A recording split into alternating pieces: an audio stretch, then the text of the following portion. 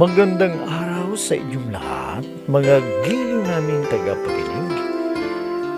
Muli po mga kaibigan, narito na po ang pagpapatuloy at ikalawang yugto ng Linya Pasaysayan na ipinadala ni Regina dito sa ating dulang Love and Memories.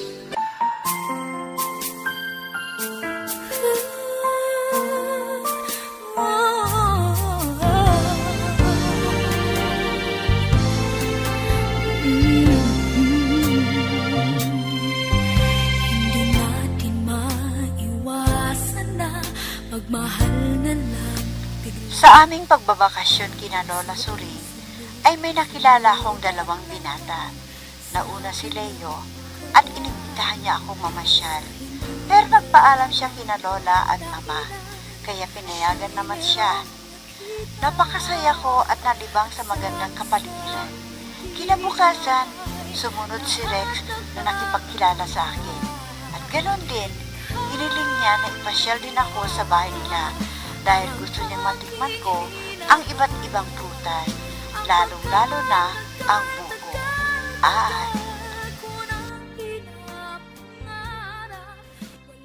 Kumusta ka na, Regina? Masaya ako na nakilala kita. Sana maging magkaibigan din tayo.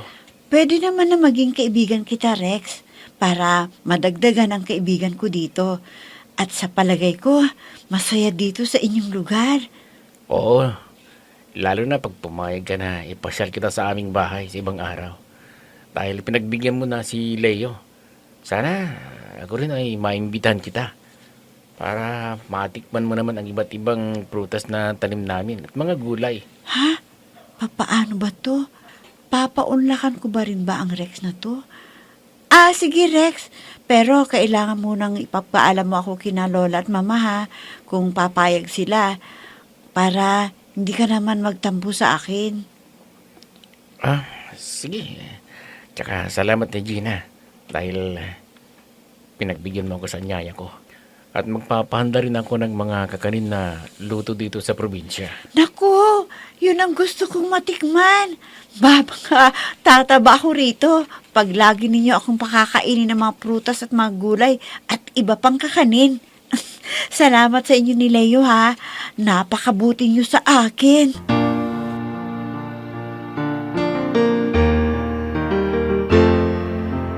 I'm so blessed I have you, 'cause you gave the world to me.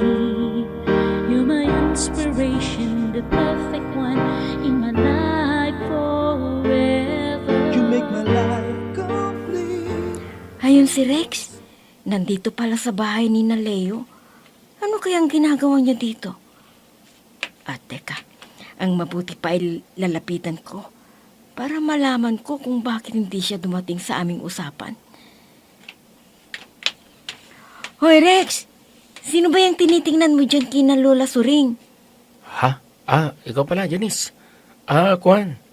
Hinihintay ko lang si Leo dahil nagpunta dyan kina Lola Suring.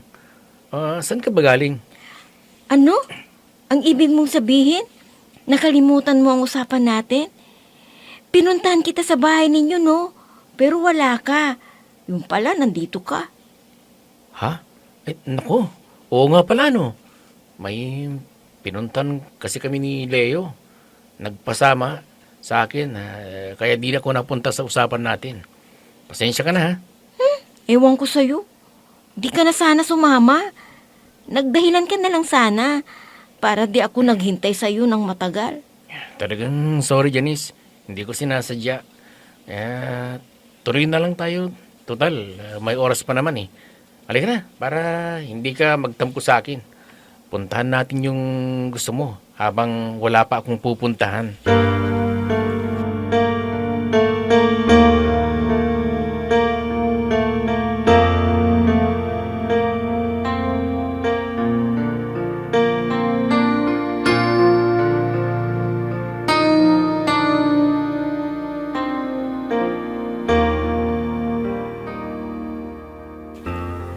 Regina, lagi kayong namamasyal ng bago mong mga kaibigan. Hindi mo yata maalala yung mga kaibigan mo sa Maynila. Ay naku mama, nakakasawa ang mga yun dahil lagi nila akong sinasama. Dahil ako may malaking ambag sa aming mga kinakain. Buti na lang kanyo, nakalayo ako sa kanila. Pero lagi pa rin silang tumatawag sa akin. Ha? Anong sinabi mo sa kanila? Na nandito tayo sa probinsya? Hindi po mama, sigurado na susundan ako dito o di malaking istorbo. At saka gagastos pa tayo sa mga kakainin nila. Buti na yung mga kaibigan ko dito. Lagi nila akong pinapakain at nagdadala sila ng mga prutas at gulay dito sa bahay ni na Lolo. Teka Iha, doon sa dalawang binata, may naliligaw ba sa iyo? Wala pa naman mama. Bakit po? Wala naman Iha. Gusto ko lang malaman kung anong pamumuhay meron sila.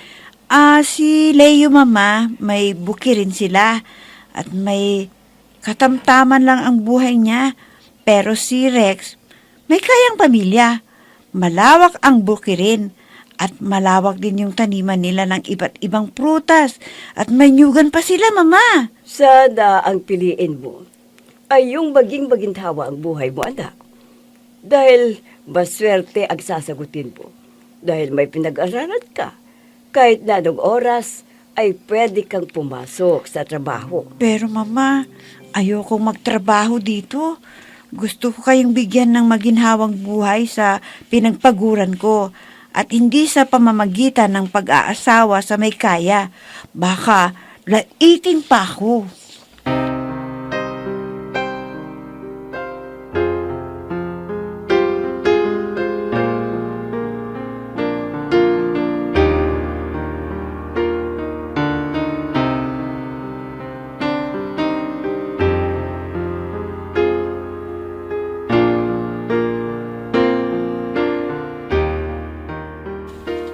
Rina, may sasabihin ako sa'yo. Samantalahin ko na ang pagkakatong to na hindi ko kasama si Leo para makausap kita ng salinan. Ha? Ano bang ibig mong sabihin, Rex? Sana maunawaan mo ako, Rina. Una pa lang na pagkikita ko sa'yo, nakadama na ako ng pag-ibig. Sana'y maniwala ka. Ha? Rex? Alam ko na nabigla ka, pero di ko na mapigilan ang sarili ko para sabihin na ikaw ang tinitibok ng puso ko. Sana maintindihan mo ako. Oo naman. May karapatan ka na sabihin ang nadarama mo, kaya huwag kang mag-alala. Salamat, Regina. Sige, hindi na ako magtatagal para makapahinga ka na at di na kita maistorbo. Sige, alis na ako ha. Si Rex pang unang nagtapat ng kanyang pag-ibig sa akin. Pero kay Leo ako may pagtingin. May pagtingin kaya siya sa akin? May pagtingin din kaya si Leo sa akin?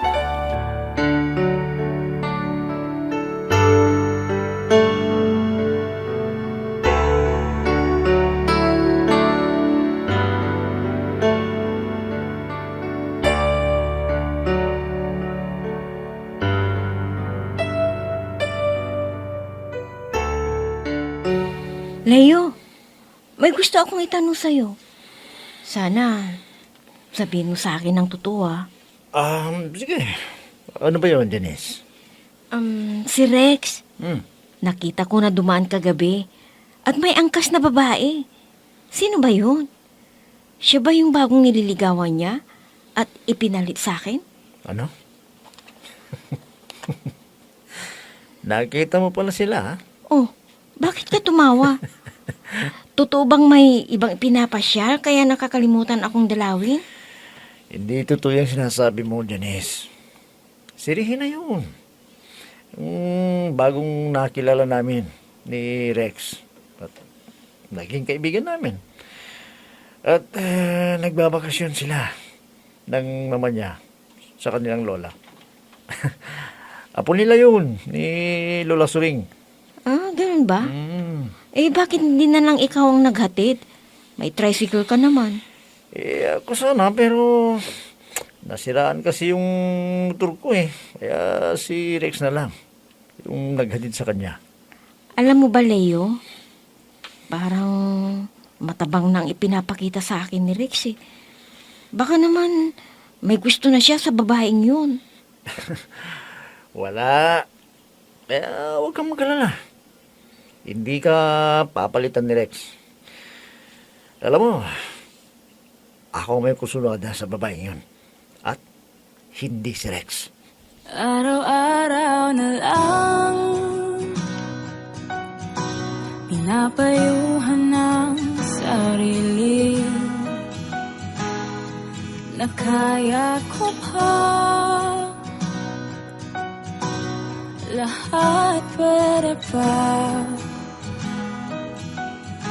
magagandang alaala. Glory, may pupuntahan ako. Baka gusto mong samahan ako. Dahil medyo malayo eh. Yung lugar ng antinita mo. Ay, dako. Huwag na lang akong isama ninyo. Si Regina na lang. Para makapunta kay Antinita. At makilala rin niya ang apo mo ninyo doon. Sasama kaya siya sa akin. Hindi kaya ayaw pumunta sa hindi kabisadong lugar. Basta sabihin niyo sa kanya, Inday. Sigurado na sasama niya kayo. Parang nagusto niya dito sa lugar natin eh. Laging nga siyang pinapasya ni Leo at Rex. Masaya naman siya sa mga bagong kaibigan. Ganun ba? Alam mo, nagbili ng tiyahin mo yan. Nadalawin ko raw siya. Kaya ang naisip ko, ay baka may sakit siya at gusto niya akong alagaan. Gaya ng dati, ako ang ipinatawag. Ay, kaya dalawin na lang ninyo siya, Inay. Ako nagbahalang magluto at maglinis dito sa bahay. Sige, Glory. Sabihin mo sa itay mo na pinuntahan namin ni Regina ang tiyahin mo. Dahil alam ko na hanapin niya ako.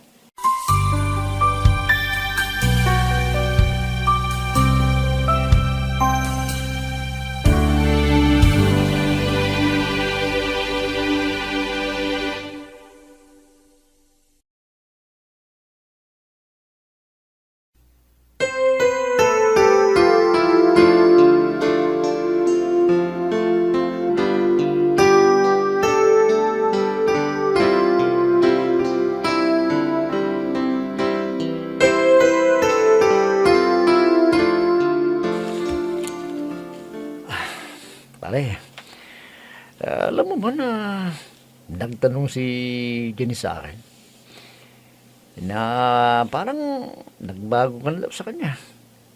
At ang hinala niya, may iba ka na raw. Ha? Kung pare, wala naman kaya lang, nung minsan na pupunta tayo ng farm namin, may usapan kami. Kaya lang, hindi ako nakarating.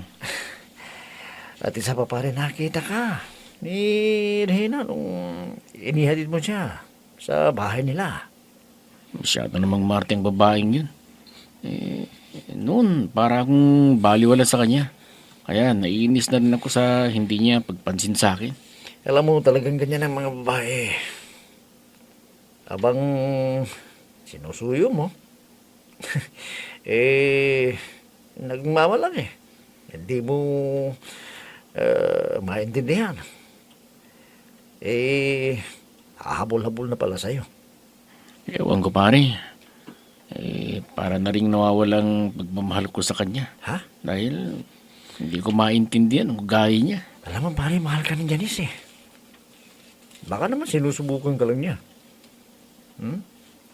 Kung handa kang magtiis sa mga ginagawa niya.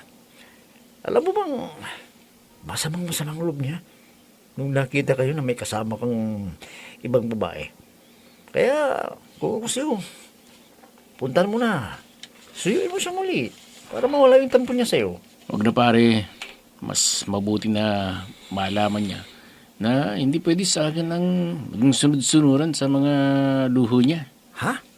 Teka, ang ibig mo bang sabihin gusto mo lang makipag-break sa kanya?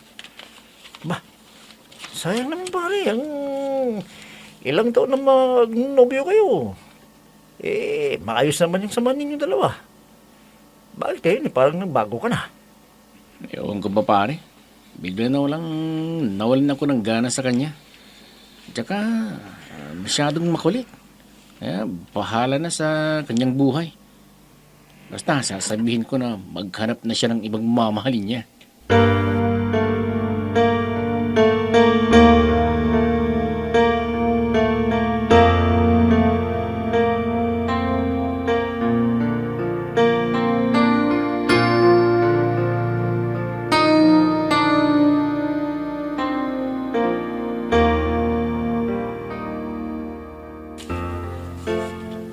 Oh, kumusta yung pinuntahan ninyo ng lola mo? Ano bang sinabi sa lola mo? Namimiss lang ang lola, kaya pinapunta ron dahil may nagbalik-bayan na pamangkin ni lola at may pasalubong siya, mama. Ah, ganun ba? Mabuti naman at inihatid nila kayo dito. Pero alam mo ba, nagpunta rin dito yung dalawang binata at yayain ka na namang mamasyal. Sabi ko, wala ka. Ayoko munang gumala, mama. Medyo napagod ako sa biyahe namin ni lola eh. Nakilala ko rin ang mga ibang mga apo ni lola. Ang babait nila, mama. At hindi sila suplada. Paano naman? Pinalaki sila ng mga magulang na matino at istrikto ang mga magulang doon. Kaya walang masamang ugali na natutunan sa mga ibang bata. Opo, mama. Dito lang sa probinsyang walang istambay na mga bata at mga teenager. Lahat may kanya-kanyang gawain sa bahay. Talagang tinuruan sila para paglaki ay hindi sila maging tamad. Kahit wala na ang mga magulang, ay kaya nilang magluto ng kakainin nila. Sa bagay, mama, nakita ko na ang sisipag ng mga bata noon. Wala ring istambay na mga lalaki. Lahat yata may trabaho. Hindi gaya ngayon, mga tamad ang mga dalagat binata.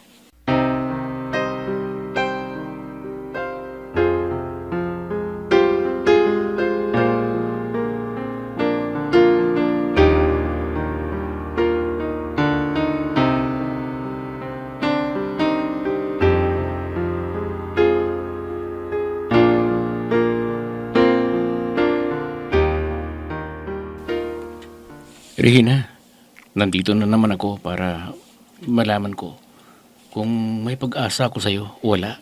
Sana Rex, huwag kang magmadali. Hindi ko pa nararamdaman kung may pagtingin ako sa'yo o wala. Sana maghintay ka. Sige, wala akong gagawa kung hindi mo pa ako masasagot. Sana hindi ako mabibigo sa iniaalay kong pagmamahal sa'yo. May itatanong lang sana ako sa'yo, Rex. Talaga bang wala kang nobya? Baka mamaya may mag-aaway sa akin dahil may relasyon kayo. Ha? Regina, wala akong nobya. Noon yun. Pero pinutol ko na ang relasyon namin. Totoo ba yan? Baka niloloko mo lang ako para sagutin lang kita. Hindi pa ako nakakaranas na umibig Kaya hindi mo sana ako sasaktan Huwag mong saktan ang puso ko at ayoko ring masaktan ang kapwa ko babae. Hindi mangyayari yan, Regina. Sana maniwala ka sa akin dahil tapat ang pag-ibig na iniaalay ko sa'yo. Tignan ko lang, pero ayokong mangako na sasagutin kita. Basta makapaghintay ka lang. Siguro matututunan din kitang mamahalin balang araw.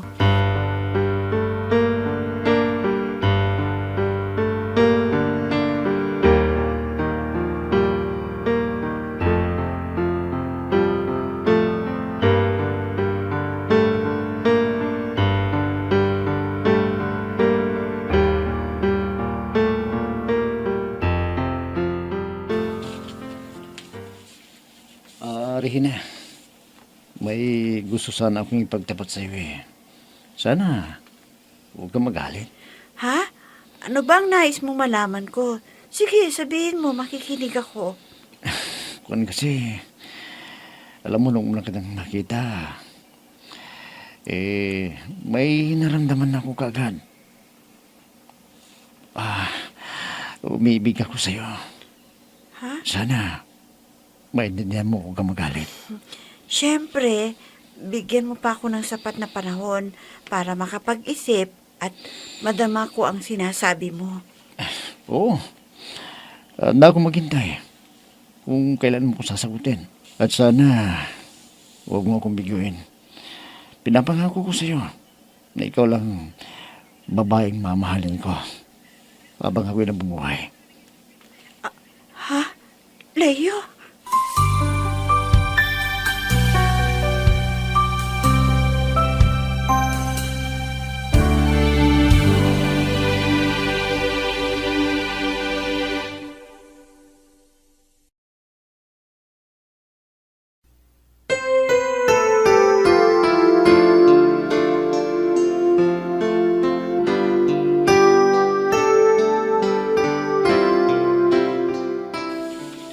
Sagutin kaya ni Regina? Si Leo? Mga kaibigan, huwag ninyong kaligtaan subaybayan ang pagpapatuloy at ikatlong yugto ng liham kasaysayan na ipinadala ni Regina dito sa ating dulang. Love and Memories. Mga nagbibigay buhay sa ating dula ay sina Mayra Abrihal Narnola, Susan Malikdem, Robert de Guzman, Yehuda Ismael, Eva Alcoriza, Jun Cabato, Ami Diaz, at si Oscar Ora. Technical supervision at musika ni Oscar Ora. Nilapatan ng tunog ni Robert de Guzman. Mula sa panulat at direksyon ni Ami Diaz. Love and Memories. Inihahandog sa inyo ng F3 Recording Studio para sa Pambansang Radyo ng Pilipinas, Bombo Radio, Philippines.